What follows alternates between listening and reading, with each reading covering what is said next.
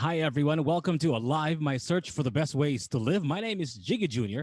I'm your host, and this show is brought to you by our good friends from Living in Style. This very comfortable couch is courtesy of our good friends from Living in Style. You can check them out at the Park Mall or go check them out on social media at livinginstyle.ph or at livinginstyleph.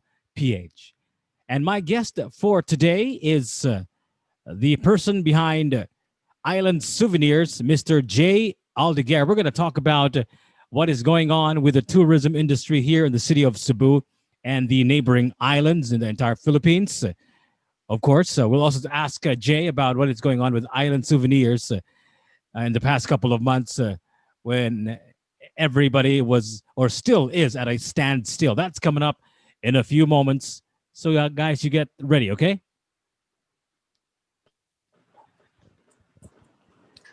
As promised, ladies and gentlemen, and everyone in between, the president and CEO of the Islands Group, Mr. J. Aldeguer.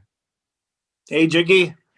How are Jay. you? How are you doing, Jay? How is Good, everything? good to see you. Good to see you. Likewise. What is going on with J. Aldeguer these days? How have you been hunkering down in these past couple of months? Maybe, I don't know, 6, 7 months? It's Almost already 7 months. Yes, almost almost 7 7 months. months. It's already Well, just October. like everybody else, we've been trying to cope with this whole pandemic. It's become so unpredictable.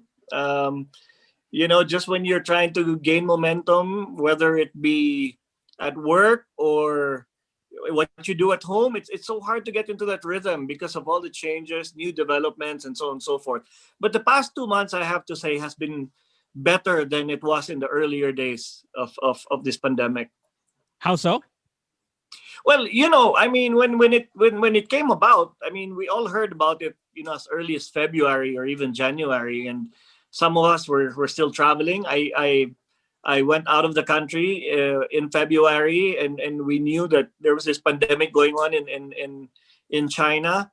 But just like everybody else, we were all in denial that it would reach here. Just like it did with SARS. I mean, it was contained easily, so we were all in denial and living life as if nothing was about to happen. And then it slowly crept in, and then it hit. Just came on really strong, and again, being hopeful, we were thinking it would last 2-3 months at the most. Yeah, let me But we miraculously were disappear. preparing for a longer haul. Yeah.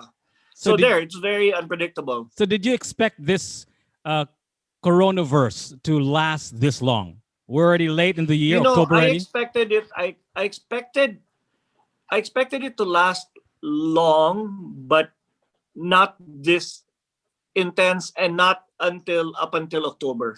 I was I was being I was trying to be realistic and hoping that by August, or September, we would go back to normalcy, but that hasn't been the case. We got some bit of good news. I just had a chance to talk to the IATF Deputy Chief Implementer, Councilor Joel Garganera, a few days ago, and our incidence of COVID-19 here in Cebu City has gone down significantly. In fact, it's already in single digits. The last time I checked, we had 8 Yes, I cases know. here in Cebu. So it's looking pretty. Well, I'm glad that you got firsthand information, and that's the same report we're getting also, that we've come down to single digits here in Cebu City, and the guys at helm have done a wonderful job in containing Cebu, when at one point we were the epicenter, so to speak. Yes, in fact, our president himself called us Gaigulo, right? I know. Gaigulo. But as it turns out, with a little pushing, with a little, Well, yeah, the Filipinos respond well to that. I mean, if we had heeded the initial quarantine when they set it upon us sometime early in March, was it? Then I don't think it would have escalated. But hey, at least we're in better shape now. Jay, I want you to backtrack a little bit and take us through that few moments when you found out about COVID-19, January, February, when we watched it on international news mostly. What were your first thoughts about it, Jay? Did you ever think, did you imagine in your wildest dreams that this was something that was serious and this was something that would put everything to a stop, practically the entire world to a stop and on its knees. Did you ever think for one moment, the first time you heard about the coronavirus? At that time, I have to be very candid with you. I didn't, I brushed it off. As I said, Mhm. I was in denial in the sense that I thought that it would be contained in China. Mhm. Um, Incidentally, our family spent Christmas in Hong Kong, Okay. Okay. and there was a buzz that there was some virus in China, but you didn't feel it in Hong Kong. I mean, at Mhm. that time, they were talking. I mean, the riots were still going on, so that was the kind of the buzz around Hong Kong, Mhm. and not the virus. Well, at least to visitors, no. The locals may have known, probably, but then again, it was nothing. We didn't even think about it, or we didn't hear about it in the news. And then sometime in February, I left for Japan, Okay. with the kids, and we were aware that the virus had spread from China to Hong Kong. And upon arrival, actually, we were kind of we were a bit hesitant to travel, but we again, we said, if there's one place that's really safe, it should be Japan, right? Yeah. Yeah. So when we landed in Japan, true enough, it looked very normal, not as busy as usual, but you could tell that they were already kind of giving the China and Hong Kong flights coming in a separate lane. But for us, we flew Philippine Airlines to Tokyo, and we just went through the normal path, no tests, nothing. No, I think they took our temperature. That's about it. But no special line or anything like that. So it was very smooth. A few people in Japan were wearing masks, which is normal, especially during the flu season. So again, it really didn't worry us that much. But the funny thing was, on the way back, on my flight on the way back to Cebu, um, there were not too many people traveling, and there was a foreigner who looked like a Japanese beside us, who kept coughing, you know, all throughout the trip. Oh no. And I'd never worn a mask in my life, right? So I didn't know what to do. I didn't know what to make of it. At that point, I wasn't sure if that was a symptom. Okay. Um, we weren't as well versed as we are today. And after almost, I think, midway through the flight, or even past midway, the stewardess really came to us and said, I suggest. She gave us a couple of masks, and Okay. she suggested we wore them. So, Okay. and then the more we learned about it, we looked back, and we were like wondering, what was that. I hope we weren't contaminated or anything, but we laugh about it now. But the early days, I mean, we were like, very paranoid, just like everybody else. So And that was it. And then, so come March, um, we had some friends abroad, and it was getting, I mean, outside of just China, I mean, it was getting, the news was beginning to surface. So we were getting news from all over, where it was tensing up. The Philippines was not, I mean, we were hit early, but not as early as some parts of Europe. Mhm. So at what point, Jay, did you take the virus seriously? When did it start affecting your business, Island Souvenirs, the Island Souvenirs group? Well, I'd like to say the third week of March, or the second half of March, we were Okay. already aware. We had to close certain stores already, especially tourist spots. Um, of course, there was no entry of foreign travelers anymore, so you could already feel it. And prior to that, I know my kids, my eldest, my son, and my son was supposed to leave for Spain, and he did 1 week before the virus. I Wow. mean, before we The lockdown. we were quarantined. My daughter, on the other hand, was supposed to leave for California, and we asked her, because at that time in California, cases were already rising. So we Mhm. asked her to stay behind, and thankfully she heeded our advice, right? So, but going back to we felt it instantly because tourist destinations were already closed down and some flights were canceled. There were no international flights coming in. So yeah, that was the beginning. So Jay, I'm sure you are was or still is connected to or in touch with all of your branches all over the country. Maybe you can describe to us the devastation Yes, of course. of the COVID-19 corona pandemic, not just to your business, but just to tourism in general. Describe to us the devastation.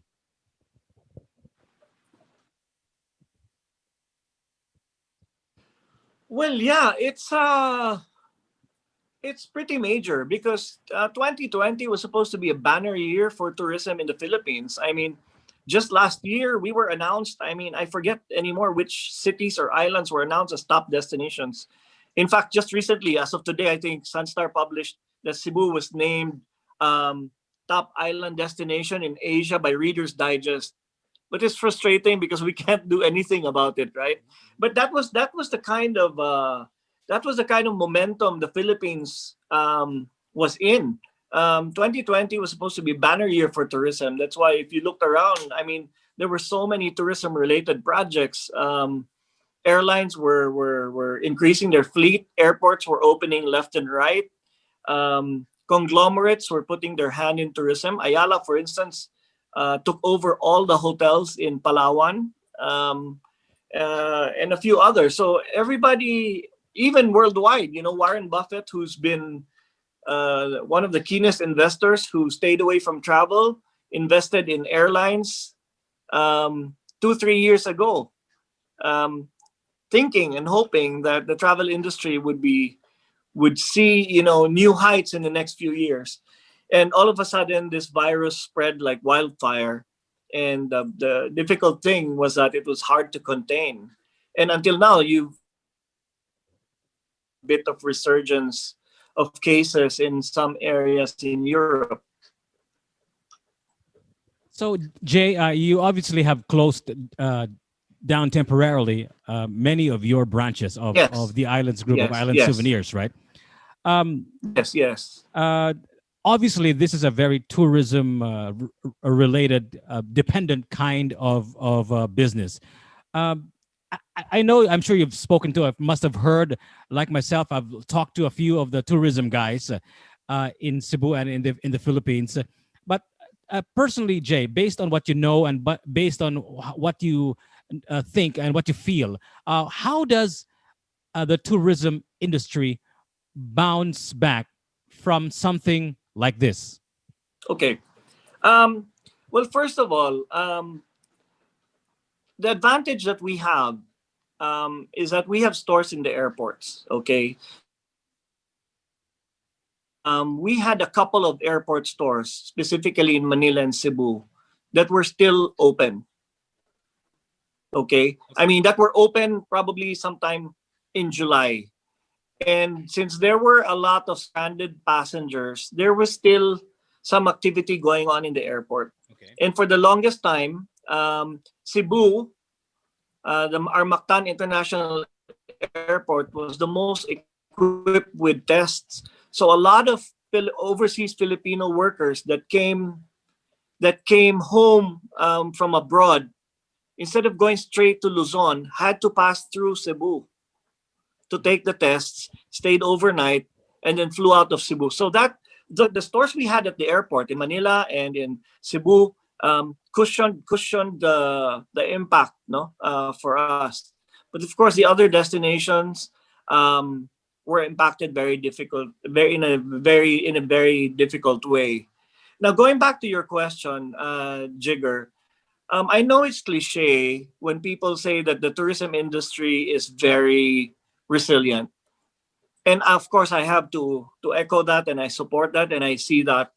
But we are facing a very different animal compared to the Asian crisis, compared to SARS, compared to the U.S. financial crisis, in the sense that all the countries, or most countries where our markets um, and where we have active travelers coming to the Philippines are hugely affected.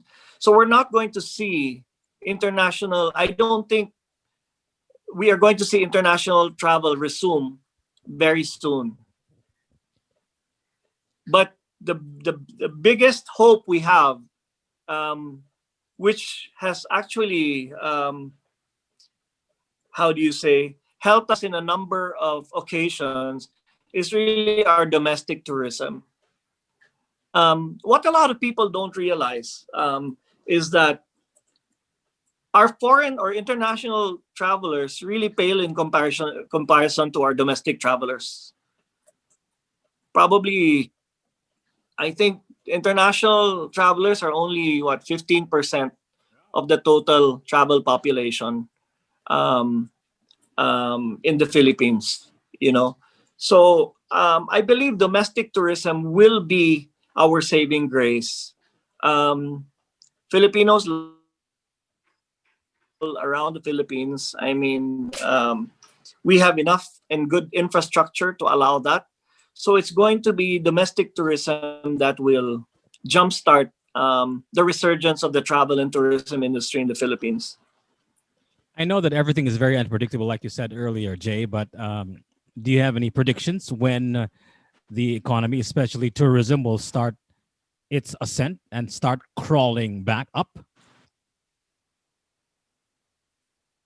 You know, I'm tempted to set my predictions, but to be quite candid with you, it's been very difficult to predict, as I said in the early part of our discussion, because there's so many components at play. For instance, as you can see, different LGUs have different guidelines for resumption of visitors. Tagaytay, for instance, was going back and forth, no, because the LGU had a different requirement, the IATF had a different requirement, DTI had a different requirement, DOT had a different guideline, all with the best of intentions. But again, you know, it's very difficult to predict. I mean, I'm sure they've all looked into their own aspect of how to resume activity in those areas, and it's been very difficult. For instance, Boracay. A few weeks ago, I've had several friends from the Panay Island, from Iloilo, go into Boracay because they didn't require much paperwork or tests. So you could see that there's a bit of activity in Boracay. And then now that they made it official that it's open to all domestic tourists, they now require tests. So that has alienated the people of Panay as well, you know. And I understand that in the first day or so it opened, you know, we fell short of our projections, and there were a few canceled flights also on that day. So it's going to take a while. An optimist, but this pandemic has taught me to be more of a realist optimist. You know, so but I am optimistic. I am optimistic that, you know, the Filipinos will really be the driving force and the saving grace for tourism through domestic tourism. But it's going to be through baby steps, Jigger. I mean, there are too many components involved now. In I don't know if you've heard, but for instance, Baguio now is becoming the pilot destination for a rapid antigen testing, no? So, but then there's discussion. They're testing only a percentage of people, or percentage of the visitors, and so on and so forth. So there's going to be discussion. But if Baguio is a success, that might be, you know, a good indicator that they'll follow suit in different destinations. Boracay is eager to open up. I know Bohol is not yet that eager. Governor Yap also has a different strategy as to how he wants to contain Bohol. I'm not sure if he wants to.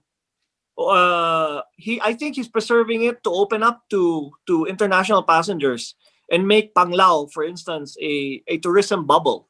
So that's a different strategy, and I think it sounds like a good strategy also. So some destinations will have to rely on domestic tourism, and Bohol, for instance, looks like they're gearing themselves towards an making it a tourism bubble.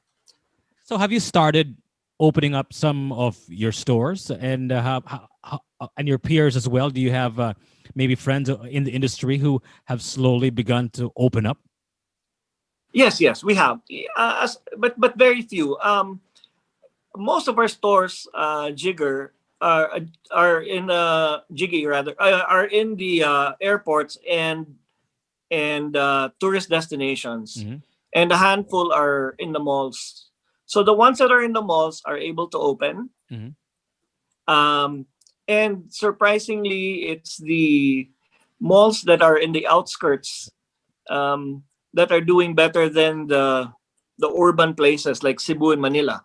No, um, but we've only opened about 25% of our total number of stores.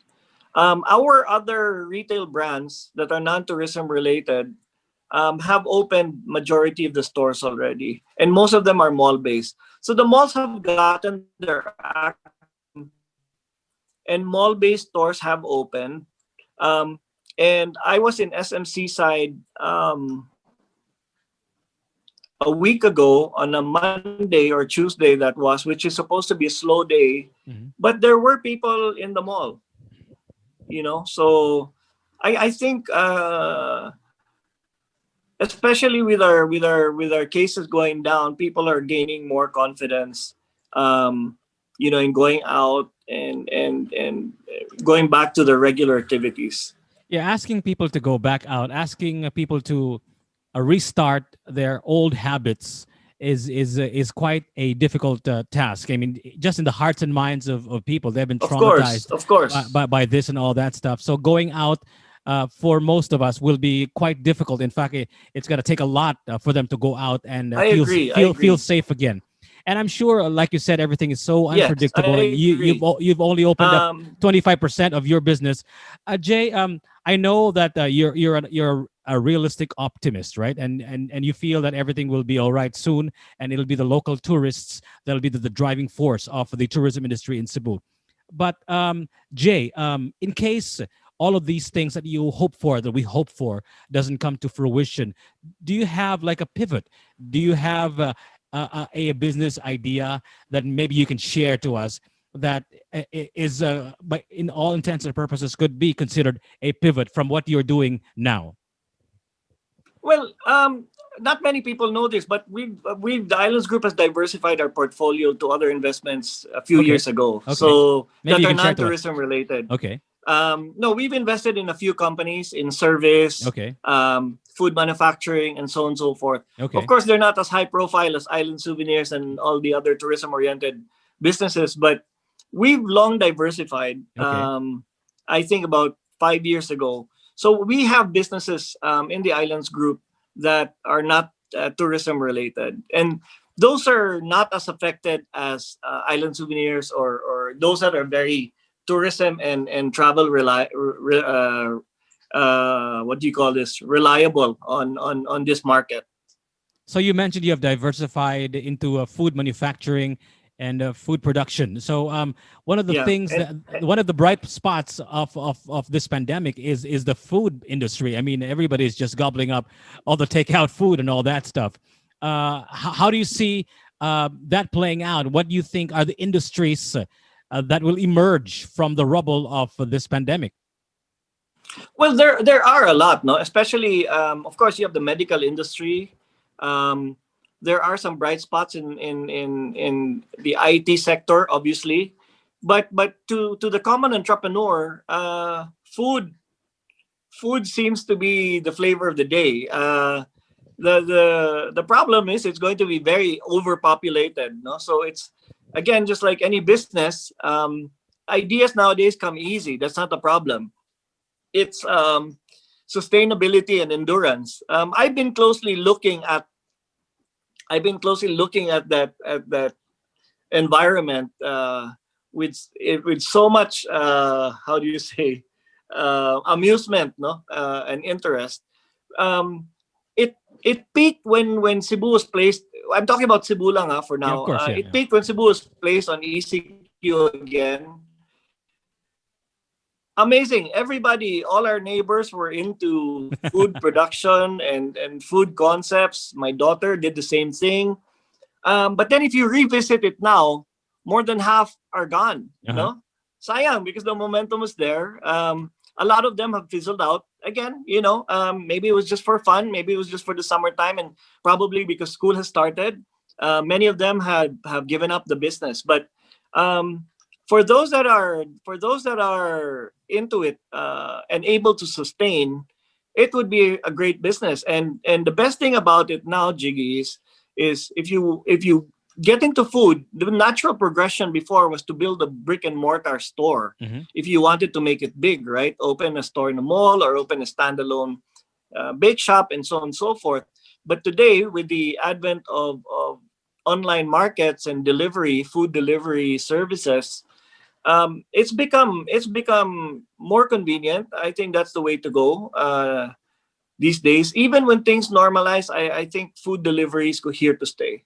So that's going to be one of the bigger industries for a lot of people who want to go into new businesses. They're saying that this whole food industry, the rise of the food industry, especially the moms and pops, homemade, home baked products industry, is going to fizzle out because this, whether we like it or not, is a big big man's ball game. In other words, all of these small time moms and pops, home baked, homemade stores or shops will slowly disappear because it's not sustainable. So it's going to be the big guys No, no, I who will don't. be I don't able to believe in sustain that. that. I What are don't your believe thoughts in on that. that? I don't believe in that, Jiggy. Especially now. When you say the big guys, the most of the big guys are stuck with an organization, with an overhead, Mhm.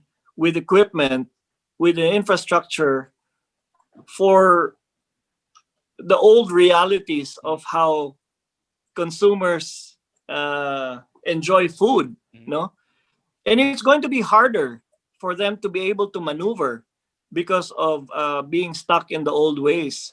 The new guys, however, um, are more nimble.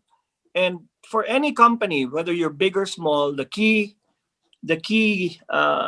ingredient to surviving a crisis, whether it be a pandemic or any other crisis, is to make your business or your organization nimble. Um, and it's Agile. going to be the giants. It's going to be the giants that are going to be having a hard time, actually, Jiggy. So um, I see it the other way around. I'm rooting for the Davids here against the Goliaths. No, so they have easier overhead. They understand the market better. It's easier to maneuver. They're not stuck in old ways. They don't have an organization to carry. They don't have factories and brick and mortar stores to worry about and rentals. It's a new ball game. Not to mention, not too much overhead, right? No, exactly. That's the main thing. So it allows you to be more nimble. Um, and the good thing about this, it levels the playing field.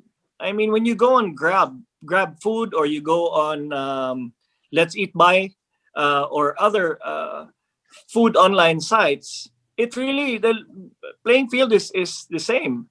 Unless of course you have super brands, local brands like Jollibee and international brands, no, like McDonald's and Starbucks and Bose, who are established.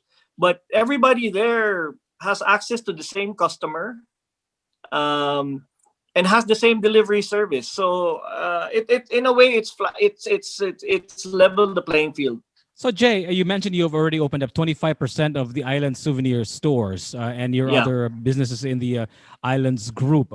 How are you adjusting? What are the adjustments that you have made in this new reality? Well, we've adjustments. We always revisit. We were lucky that early on, even before the pandemic, we always go through different phases in our organization, and we go through what we call the consolidation phase, where we really revisit business units or stores that are not performing, almost on a yearly basis. So we've acknowledged that times have changed. So as early as about 5, 7 years ago, we've already set up an organization that is nimble, that will adapt to the times. So I'd like to say that in a way we were somehow, our organization wise, because you're never really prepared for a pandemic like this. But I'd like to say that we put ourselves in a rather decent fighting stance, no, prior to the pandemic. The problem was that, and this was the biggest problem, as I said, because 2020 was supposed to be a bigger, a banner year for tourism, and at Islands we were very bullish. We in 2019 and 2020 we started expanding almost all of our key stores. So in Cebu we've opened new bigger outlets in the airport. In Ayala we've expanded our store by almost, one and or I think 50%. In the same thing in Coron we did the same. In Palawan, we did the same. So, we were preparing for 2020, upsurge in travel. So with that, of course, when you prepare for a big year, we prepare a lot of inventory also. So that's kind of been our issue, no? That we prepared quite a bit for this big year, and of course, everything's put on hold. The advantage with us though is that our inventory, for instance, is, it's not perishable. So, it's there, it's sitting there. We can still sell it tomorrow. We can still sell it next year, and so on and so forth. In terms of consumer experience, when you go to an island souvenir store, for example, what are the changes? Because I know some stores, some fashion brands don't allow for fitting, and they don't, they require you to wear a mask and a face Yes, shield yes. and all that stuff. Yes, we've adhered to all safety protocols very early, because, as I said, even before the malls were open, we were able to open a couple of stores in the airport. So the airports are very vigilant with regards to safety protocols. So our airports were the pilot projects for our stores, and we've adhered by them from day one. So yes, you're right. Whatever you see now when you go to stores is the same. Is the same way with us. I'm sure you have gotten in touch with the tourism officials here in Cebu and in the region. Secretary Tamano, I'm sure you've spoken to him and everybody in around the industry. What is the overall mood? How do the executives, the people behind the tourism industry in the Philippines, You feel about all of this? So, in terms of coordination or being in touch with, have you been with these government officials, especially in the tourism industry? And what is the overall mood from No, no, these tourism? I haven't been able to discuss stuff with government officials in tourism, Okay. but I have been in touch through different threads Okay. with the stakeholders Okay. of different industries, from tourism to retail and so on and so forth.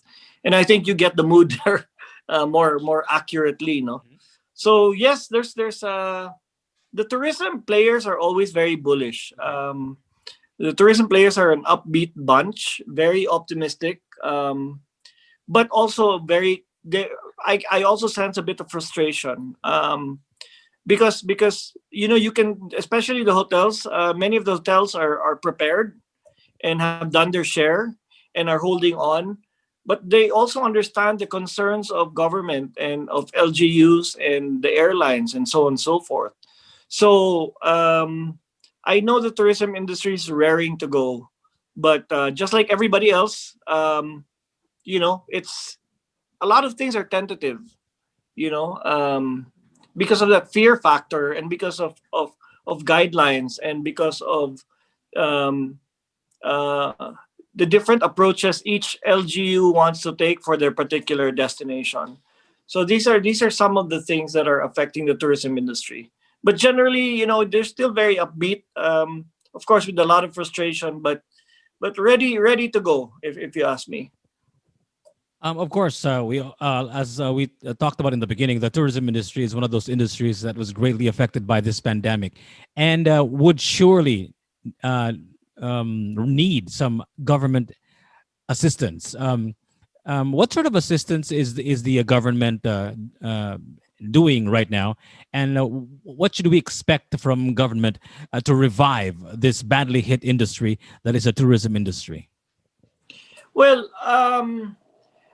there was some talk, and I don't want to get into details about that, but there was some talk about some incentive package, no, that government had promised the tourism industry. Apparently, that has been curtailed somehow.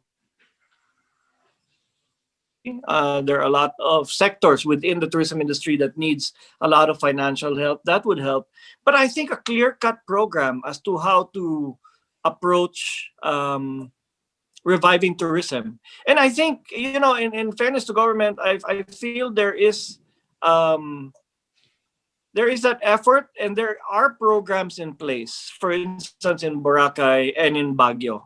Let's isolate it with those two first, because those are two very high-profile destinations. Baguio, highly dependent on domestic tourism, and can be accessed through land travel. And you have Boracay, which is our most high-profile, other than Cebu, high-profile destination in the Philippines. So they're experimenting with both, and you see some movement every day. So there's going to have to be a clear collaboration, a clear understanding, um, as to how we are going to go about things. Again, just as we did, as just as we were clueless about approaching the pandemic, we were hearing so many, how do you say, strategies and programs as to how we would approach a pandemic. But again, we are all new to this, and the repercussions of the pandemic is the same. We're all new to this, so the unpredictability is one of the how do you say, the walls we are facing now with the unpredictability. So I'd like to believe that the both government sector and private sectors are now trying to look for the best programs to resuscitate the travel industry. We're actually, if you think about it, Jay, we've already been into this 9 8 9 months, so uh, we are no longer new to this, and there are success stories that we read about and we hear about everywhere around the world, right? So I guess we probably learned a lot about this pandemic and have sort Yes, of somehow figured out how to attack this. But the problem is, people like myself, I don't know if you feel this, have what they call COVID-19 fatigue, right? We're sick and tired of COVID correct, news all the time, right? correct. How do You're you right. how do you feel about that fatigue, and that fatigue could be our own unraveling, because if we Correct. bring our guard down, then the virus starts You're coming in right. again, because You're right. We COVID-19 need to is, be vigilant. yeah.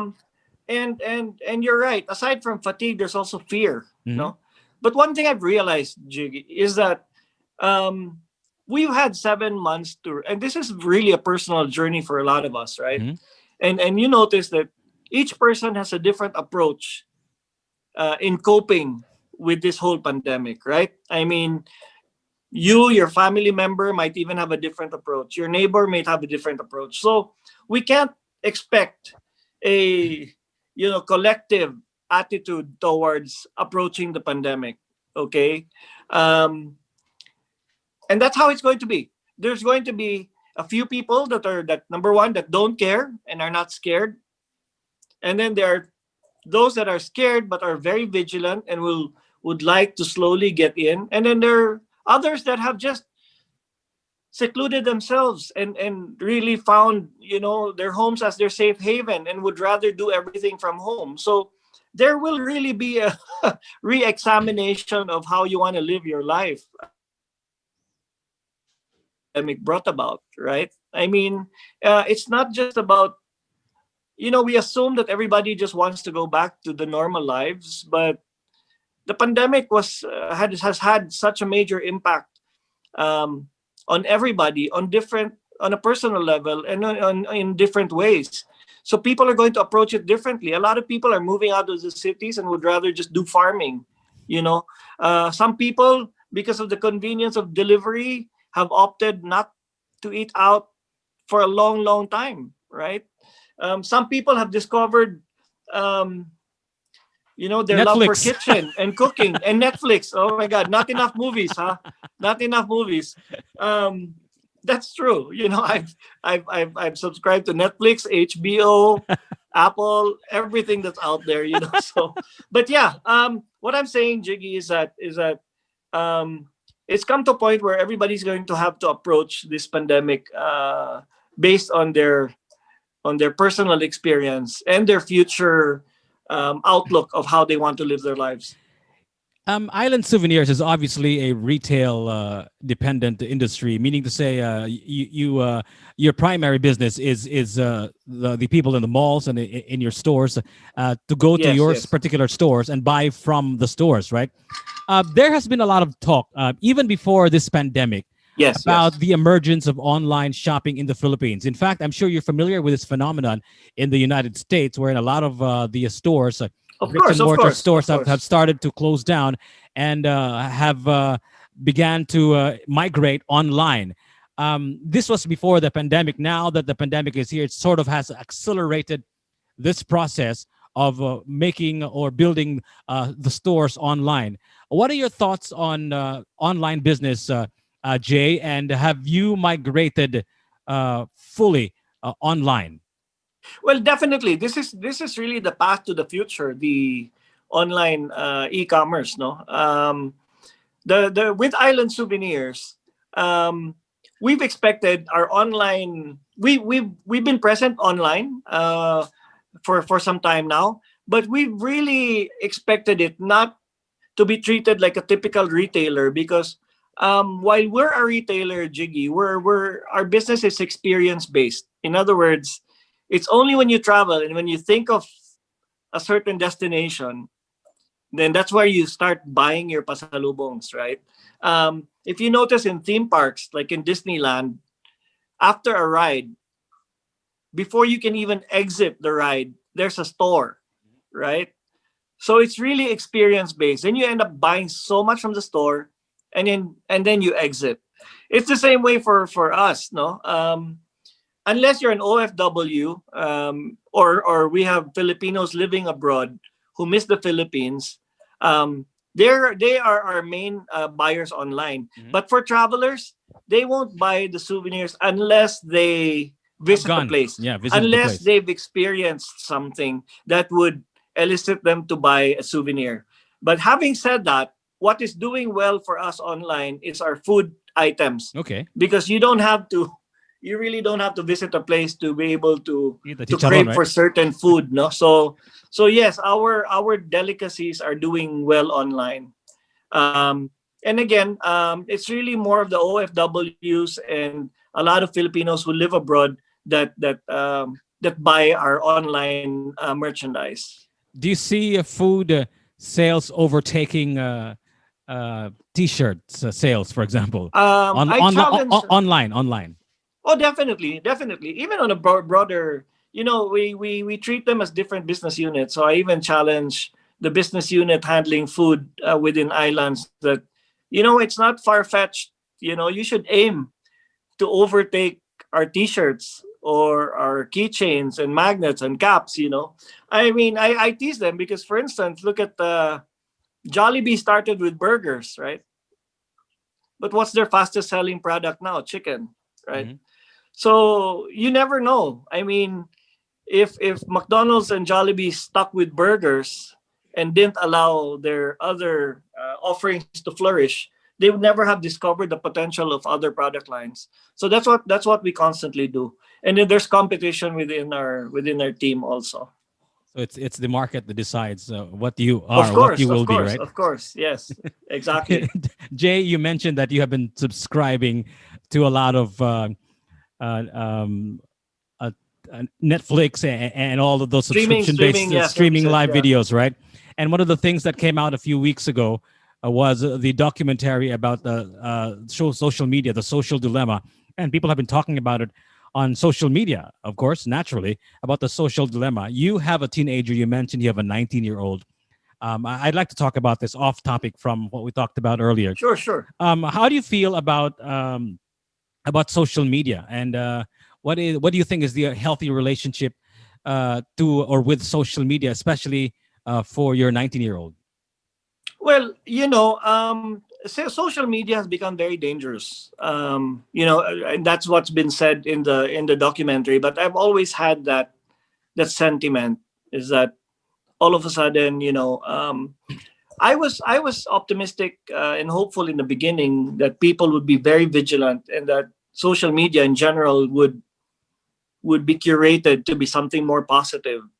But it hasn't been that way. I was like, for instance, Wikipedia. It was easy to vandalize Wikipedia before, but then since there were more people that were vigilant, there were more good citizens out there. Then Wikipedia brought out a lot of positive information more than negative, right? And I was hoping social media would take on the same path, but apparently it goes beyond just how do you say, um, distasteful content. A lot of distasteful content. It goes beyond Fake that news? now. Yeah, fake news. A lot a lot of trolls. Hmm.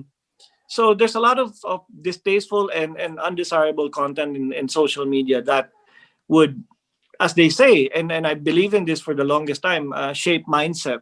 No, so the important thing, and I think we've discovered this throughout the quarantine period, is that the family values at home, and building of character, especially among your teenagers, is of utmost importance, right? Hmm. Whether it be in social media or the outside world, it's really important to build that core character so that whatever influence, whether it be online or outside in schools or wherever, um, your teenagers are solid enough and strong enough to face whatever is brought up to them. Social media is so immersive. It is so beautiful. It is so colorful. It's in 4K, in 3D, and they spend an inordinate amount of time on social media. In the meantime, we're just us. We're just human beings. We're not 4K. We're not as compelling. We're not as Yeah. colorful, and we don't spend as much time. I imagine we don't spend as much time with our children as much as they spend time on social media. So how do you compete with something as compelling as the internet? Well, I think first of all, I think it's not as simple as time management. I think it's generational, Jiggy. Yeah. I think we keep talking about the misgivings of millennials and their behaviors, and now Generation Z. But I think a large part of that is because of us parents also. Hmm. Of I course, think a yeah. lot of us overcompensated with the lack of time with our with Pre- our with our parents in the past. And now, oh my God, I mean, you have doting fathers that are in school almost at almost every activity. um when our children go out, even our grown-up boys were hovering, were excited to hear about their story. So I think it's partly that, no. Um so yeah, it's not as simple as time management, but I think it's important to recognize the proper balance. The problem with this generation, and I say we are part of the problem, is that because of the internet and because of travel, the teenagers became the opinion leaders exactly. and beyond. And but it's hard to talk about social media without talking about how our generation and how we parent, um, as separate to what's happening in social media. They become opinion leaders. Like, for instance, when you want to open an account, especially in the early days of Facebook and Instagram or whatever, you go to your teenage daughter or son to help you set up an account, right? Exactly, yeah. Or if when you're looking for the best deals in town, whether you're shopping or wanting to travel or going to the coolest destinations, our teenagers were so, I mean, we're the experts in social media. So they became the opinion leaders in the family. So up to a certain extent, a lot of parents lost their authority over their children because of that. Now, I'm not saying everybody, but that's partly to blame, right? So Yeah. so that's what's happened. And in my case, again, I'd like to believe that you instill that early on with your children, and try to come up with activities that they enjoy doing also, and then they realize that the outdoors and is much more fun than social media. How are you taking advantage of all of this attention on social media as far as Island Souvenirs is concerned? Do you have anything on social media? Do you promote? Do you advertise on social media? Do you have a social media store and all that stuff? Well, yes, we do, but again, you cannot force. People are going through phases. No matter how much prompting you do or promoting you do, if it's not in the radar of people for now to buy certain items, Mm-hmm. they won't. There are people are prioritizing stuff, especially today, where number one, you're home, you can't go to restaurants and so on and so forth. So everybody's enticed now by food. So Mm-hmm. for many, I'm sure during the quarantine, their budget was devoted on food. Mm-hmm. And then when classes started, everybody started gadgeting up, Mm-hmm. buying laptops and increasing their internet and Wi-Fi load at home and so on and so forth. So right now you can tell that the psyche people is based on what's necessary at that point. And we notice our food's doing well On um, social media. on social media, and in our online commerce site also. So but with the shirts, it's our most of our sales are really still in our brick and mortar, especially in the airports. Of course, Jay, everything is at a slow crawl. You've only opened 25% of your stores in the Island Yes. Souvenirs group. And people are still very cautious. They're still not very sure what to do, very, very tentative of what they're going to do next, whether to open more stores or not. Jay, where do you think, or what do you think is the light of the end of the tunnel is? People are saying that when the vaccine comes, that's the light at the end of the tunnel. How do you feel about the light of the end of the tunnel? When and what does it look like to you? We the Philippine Retailers Association of Cebu just launched a the Great Cebu Sale Okay. last September, and and we got hold of the analytics of the results of that sale, and the highest category, as in the number one, the top category, was all travel related. And then the next was electronics and clothing, and but very far second and third. So you can tell that people are wanting to travel, no, whether to get out of their homes or maybe just to enjoy life more, so to speak. Um, but we feel the travel will really, as I said, um, will lead the light, so to speak. Domestic travel, especially, and we're happy at the Islands Group because majority of our market is really domestic tourists. Um, Even at the peak of international arrivals to the Philippines, there's nothing like a Filipino buyer for pasalubong. The Pinoy, just like the Japanese, I mean, we buy for all our relatives, we buy for our office mates, we buy for our neighbors, we buy several for ourselves for backup. So if you were to ask me, I mean, I'm putting my bet on domestic tourism. So, how do you feel about the vaccine if and when it comes to the Philippines? Do you think that that'll be the beginning Definitely, of the ascent of business in the definitely. Philippines? I think the vaccine will really be the answer to it. But again, of course, that's the optimistic side of me speaking, right? And everybody talks about the vaccine, but the minute the vaccine, first of all, we don't know where the vaccine is going to come from. So your level of confidence will also be very different in terms of The you know source. try the source and trying on the vaccine, Uh-huh. right? And how it's rolled out um, to the Philippines, right? So again, the vaccine is oversimplifying um, that scenario. I'm sure the vaccine comes and then we find out that there had been problems with the testing and so forth. Just like what happened during the pandemic, there will be a through and fro, no, back and forth, Mhm.